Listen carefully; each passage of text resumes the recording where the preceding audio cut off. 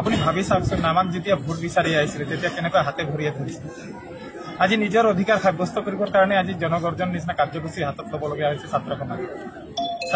আজি মাজবাটৰ যিমান ছাত্ৰ সংগঠন আছে একলগে একগোট হৈ পেলাই মাজবাটৰ তাৰমানে যি ৫ নং চেৰপাঙৰ মানে সমস্যা, এই সমস্যাটোৰ প্ৰতি সিহঁতে মাত ওলাই আহিছে। আপোনালোকে চাইছে ইতিমধ্যে ইয়াত গৰ্জন কাৰ্যসূচীত আমাৰ ভগ্নী এজনীয়ে মূৰ ঘূৰাই পৰিব লগা হৈছে। তাৰমানে কিয়, আমি তেনেকুৱা আশা কৰিছিলোঁ। আমি যেতিয়া এটা চৰকাৰ গঠন কৰোঁ, আজি UPPL চৰকাৰক আমি হেয়া উজাৰি ভোট দিছিলোঁ, বিজেপি চৰকাৰক হেয়া উজাৰি ভোট দিছিলোঁ, কিন্তু আমি এইবিলাক আশা কৰিছিলোঁ জানো আমাৰ ভনী এজনে মূৰ ঘূৰাই পৰক, ইয়াত কোনোবা বেমাৰ হওক, প্ৰেছাৰ হওক, বেমাৰ হৈ ইয়াত মৃত্যুৰ মুখত পৰক, আমি তেনেকুৱা ধৰণৰ কোনো আশা কৰা নাছিল। পৰিকল্পিতভাৱে কি হ'ল, এটা জনগোষ্ঠীক তাৰমানে বিশেষ এটা জনগোষ্ঠীক তেখেতসকলে কি দিব বিচাৰিছে, সাংবিধানিক ৰাইটছ আছে সেইটো দি থাকে, তাত ক'বলগীয়া নাই। কিন্তু অজনজাতীয় সকলকো তাৰমানে ইকুৱেল ষ্টেটাছ দিব লাগে, সমমৰ্যাদা দিব লাগে, ক্ষমতা দিব লাগে, সম অধিকাৰ দিব লাগে, মানে অৰ্থনৈতিকভাৱে তেখেতসকলক স্বাৱলম্বী কৰিবৰ কাৰণে তেখেতসকলৰ পৰিকল্পনা কি। আজি যিসকল আজি মানে ক'লে অলপ বেয়া শুনায়, কিন্তু অজনজাতিসকলৰ কাৰণে বিজেপি চৰকাৰে হিমন্ত বিশ্ব শৰ্মা নেতৃত্বাধীন চৰকাৰে কি পৰিকল্পনা কৰিছে কওকচোন।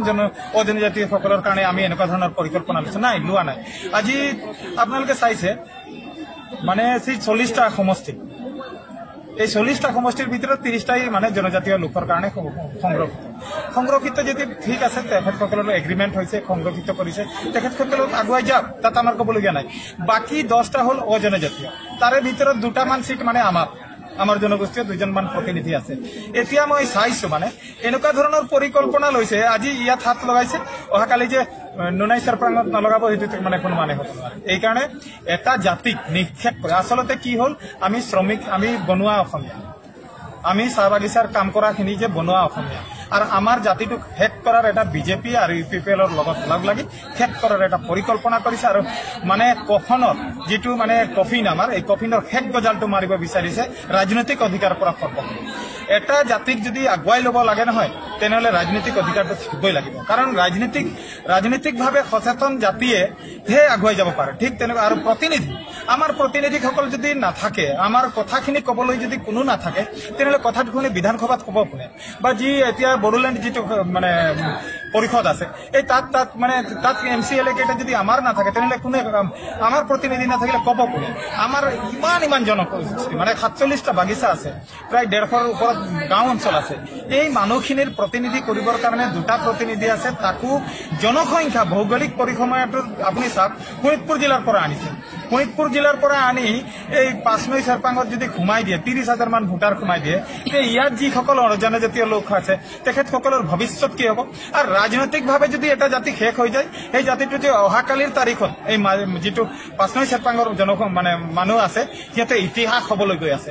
এই ইতিহাসটো আজিৰ যি ছাত্ৰ সমাজে আজি উপলব্ধি কৰিব পাৰিছে যে আগন্তুক দিনত আমি যদি ঐক্যবদ্ধভাৱে সংগ্ৰামটো নকৰোঁ আৰু নিজৰ সমষ্টিটোক যদি বচাবলৈ চেষ্টা নকৰোঁ, তেনেহ'লে কিন্তু ৰাজনীতিৰ যিসকল পাছা খেল, বিশেষ কৰি হিমন্ত বিশ্ব শৰ্মাৰ, যাক নেকি আমি মামা বুলি কওঁ, এইটো মানে এইটো সময়ত মানে কি কয়, এইটো মহাভাৰতৰ মানে চুকনি মামাৰ লেখীয়া তাৰমানে পাছা খেলটো তেখেতে খেলি আছে। আৰু দুৰ্যোধনৰ ৰূপত আমাৰ কি কয় যে প্ৰমোদ বড়ো ডাঙৰীয়াক ৰাখি শেষ কৰিব বিচাৰিছে। সেইকাৰণে হিমন্ত বিশ্ব শৰ্মা ডাঙৰীয়াক আমি অনুৰোধ জনাইছোঁ, আৰু মানে প্ৰমোদ বড়ো ডাঙৰীয়াক অনুৰোধ জনাইছোঁ, আপোনালোকে যে পাখা খেলটোত জনগোষ্ঠী বা জাতি এটা শেষ কৰাৰ পৰিকল্পনা নকৰিব, নহ'লে কিন্তু আগন্তুক দিনত আপোনালোকে জানে আহি আছে যি ভোট, এই ভোট যুদ্ধত কিন্তু আপোনালোকৰ বেলেগ বক্সত বা EVM যিটো থাকিব, তাত কিন্তু আপোনালোকৰ বিপক্ষে যাব। আৰু আপোনালোকে কিন্তু তেতিয়া আপুনি এই বড়োলেণ্ড এই কাউন্সিলত থাকিব নোৱাৰে, বা আপুনি দিছপুৰত বহিব নোৱাৰে, আপোনালোকে ব্ৰহ্মপুত্ৰৰ নাৱৰীয়া পাৰিয়া হ'ব লাগে। মাজবাটৰ বিভিন্ন ছাত্ৰ সংগঠনৰ যৌথ উদ্যোগত আমি জনগৰ্জন কাৰ্যসূচী অনুষ্ঠিত কৰিছিলোঁ। সেয়েহে আজি যিটো আমি জনগৰ্জন কাৰ্যসূচী অনুষ্ঠিত কৰিছিলোঁ, বৰ্তমানৰ বিজেপি চৰকাৰ আৰু UPPL চৰকাৰ যে নেকি যোৱা মে' মাহৰ 5 তাৰিখে যিটো নটিফিকেশ্যন জাৰি কৰিছিল, সেই নটিফিকেশ্যনত স্পষ্ট লিখা আছে যে শোণিতপুৰকে কৰি একদম গহপুৰলৈকে যি জনজাতীয় লোকক অন্তৰ্ভুক্ত কৰাৰ যি এটা প্ৰচেষ্টা চলাইছে UPPL চৰকাৰ আৰু বিজেপি চৰকাৰে, সেইটো আমি তীব্ৰ ভাষাৰে গৰিহণা জনাইছোঁ আৰু নিন্দা কৰিছোঁ। যেতিয়ালৈকে এই নটিফিকেশ্যনটো প্ৰত্যাহাৰ নকৰিব তেতিয়ালৈকে মাজবাটৰ বিভিন্ন ছাত্ৰ সংগঠনে ইয়াৰ প্ৰতিবাদ কৰিব। আজি আমি জনগৰ্জন কাৰ্যসূচী অনুষ্ঠিত কৰিছোঁ। পৰৱৰ্তী সময়ত আমি ইয়াতকে বৃহৎ কাৰ্যসূচী ল'বৰ কাৰণে ঠিক কৰিম, প্ৰস্তুত কৰিম।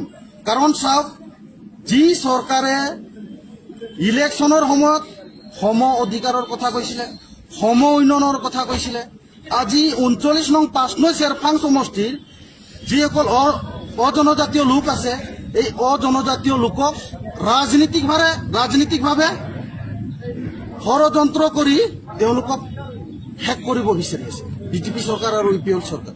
আমি মাজবাটৰ বিভিন্ন ছাত্ৰ সংগঠনে আমি অনাগত দিনতো ইয়াৰ প্ৰতিবাদ কৰিম, ইয়াতকে জংগী আন্দোলন কৰিম, য'ত নেকি আমাৰ এই যিটো দাবী, যেতিয়ালৈকে এই দাবীটো পূৰণ নহয় তথা নটিফিকেশ্যনটো প্ৰত্যাহাৰ নকৰে তেতিয়ালৈকে যিকোনো ৰাস্তা আমি হাতত ল'ব লাগে, আমি হাতত ল'বলৈ বাধ্য আছোঁ। ৰোড ব্লক কৰিব লাগিলে ৰোড ব্লকো কৰিম, ৰেলপথ অৱৰোধ কৰিব লাগিলে ৰেলপথ অৱৰোধ কৰিম। কাৰণ চাওক, আমাৰ 5 নং চেৰফাং সমষ্টিৰ অজনজাতীয় লোকৰ ৰাজনীতিক অধিকাৰ খৰ্ব কৰিবলৈ দিয়া নহ'ব। বৰ্তমান বিজেপি চৰকাৰ আৰু UPL চৰকাৰক সুকীয়া দি আছো, যে নেকি BTRৰ প্ৰধান প্ৰমোদ বড়োকো আমি সুকীয়া দিব বিচাৰিছো। যিটো নটিফিকেশ্যন জাৰি কৰিছে আপোনাৰ প্ৰিন্সিপাল ছেক্ৰেটাৰী, প্ৰত্যাহাৰ কৰক, অন্যথা ইয়াৰ কিন্তু পৰিণাম UPL চৰকাৰ আৰু বিজেপি চৰকাৰ ভুগিব লাগিব, এইটো একদম স্পষ্ট।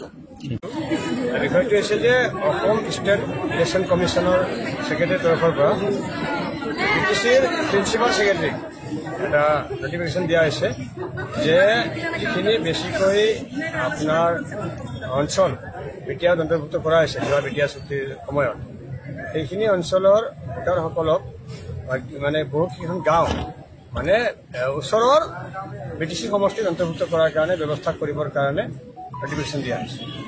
এতিয়া আমি লক্ষ্য কৰিছোঁ যে 5 নং চেৰফাং যিখন নেকি নন ST ৰিজাৰ্ভ হয়, STৰ কাৰণে নহয়, ইয়াত যদি তেনেকুৱা কৰা হয় তেতিয়াহ'লে ওচৰৰ আমাৰ ঢেকিয়াজুলি গহপুৰ এইটো অঞ্চলৰ পৰা যথেষ্ট সংখ্যক ST ভোটাৰে ইয়াতে ভোট প্ৰদান কৰিব পাৰিব। আৰু এই চিটটো হৈছে নন STৰ কাৰণে। আৰু নন ST চিটটোৰ মানে প্ৰতিনিধিগৰাকী নিৰ্বাচন কৰিবলৈ বেছিভাগ নন ST ভোটাৰ্ছৰ প্ৰয়োজন। এতিয়া তাত যদি STৰ ভোটাৰটো বাঢ়ি যায় তেতিয়াহ'লে মানে নাম মাত্ৰ নন ST ৰিজাৰ্ভ, কিন্তু তাত ভাগ্য নিয়ন্ত্ৰণ হৈ থাকিব ST মানুহখিনি। ST মানুহখিনিলৈ আমাৰ কোনো ধৰণৰ মানে শত্ৰুতা নাই বা কোনো ধৰণৰ বেয়া ভাৱ নাই, তেওঁলোকৰ অধিকাৰ থাকিব লাগিব, পাব লাগিব, তেওঁলোকৰ উন্নয়ন হ'ব লাগিব। গতিকে আমাৰ আহ্বান এইটোৱে, আমি প্ৰতিবাদ এইটোৱে কৰিছোঁ যে নন ST ৰিজাৰ্ভ চিট এটাত ST মানে ভোটাৰ বেছিকৈ সোমাই দিয়াটো নন ST চিটটোৰ মানে নন ST মানুহখিনিৰ কাৰণে ৰাজনৈতিক অধিকাৰ খৰ্ব কৰাৰ ষড়যন্ত্ৰ হ'ব। গতিকে এইটো ষড়যন্ত্ৰ আমি সফল হ'ব দিব নোৱাৰোঁ। আমাৰ আহ্বান যে তেওঁলোকৰ কাৰণে হয় ছেপাৰেট সমষ্টি বনাওক, যিটো নেকি BTR চুক্তিত সন্নিৱিষ্ট আছে, অন্যথা তেওঁলোকক ST ৰিজাৰ্ভ চিটত লৈ পেলাই ভোট দিবলৈ দিয়ক, তাত আমাৰ আপত্তি নাই। তেতিয়া এই ডেম'গ্ৰাফিক চেঞ্জটো নাহিব আৰু নাম মাত্ৰ নন ST ৰিজাৰ্ভ হৈ থাকি ফালে STৰ মানুহৰ দ্বাৰা ইয়াৰ ভাগ্য নিৰ্ণয় কৰা নহ'ব, এইখিনিয়ে কথা। গতিকে এইটো মানে হঠাৎ লোৱা সিদ্ধান্ত যেন লাগিছে, মই মোতালি কৰা সিদ্ধান্ত যেন লাগিছে আৰু ৰাজনৈতিক অভিসন্ধি পূৰণৰ সিদ্ধান্ত যেন লাগিছে। বিশেষকৈ মানে মইতো ভাবোঁ UPL চৰকাৰৰ প্ৰমুখ নেতা, মুখ্য নেতা মাননীয় প্ৰমোদ বড়ো ডাঙৰীয়াই এই বিষয়টোত হয়তো কমকৈ ভাবি চিন্তি সিদ্ধান্তটো লৈছে। মই তেওঁক আহ্বান জনাইছোঁ পুনৰ বিবেচনা কৰিবৰ কাৰণে, পুনৰ বিবেচনা কৰক। আৰু ৰাইজৰ যিটো ক্ষোভ, ৰাইজ দেখা পাইছে কিমান ৰাইজ জমা হৈছে, এই ক্ষোভটো তেওঁ ইয়াৰ মানে প্ৰশমন কৰাৰ সমাধানটো দিবই লাগিব, তাৰ বাহিৰে বেলেগ উপায় নাই। আমি এই আন্দোলনটো তেতিয়ালৈকে চলাই নিম যেতিয়ালৈকে এইটো বিষয়ৰ সমাধান ৰাইজে নাপায়। পৰৱৰ্তী পৰ্যায়ত এনেকুৱা ধৰণৰ গণতান্ত্ৰিক আন্দোলন আৰু জংগীভাৱে হ'ব আৰু বেছি ৰাইজৰ মানে অংশগ্ৰহণেৰে হ'ব। হয়তো আমি ৰোড ব্লকেট কৰিম, ধৰ্ণা কাৰ্যসূচী কৰিম, তেনেকুৱা ধৰণৰ গণতান্ত্ৰিক আন্দোলনসমূহ হ'ব আৰু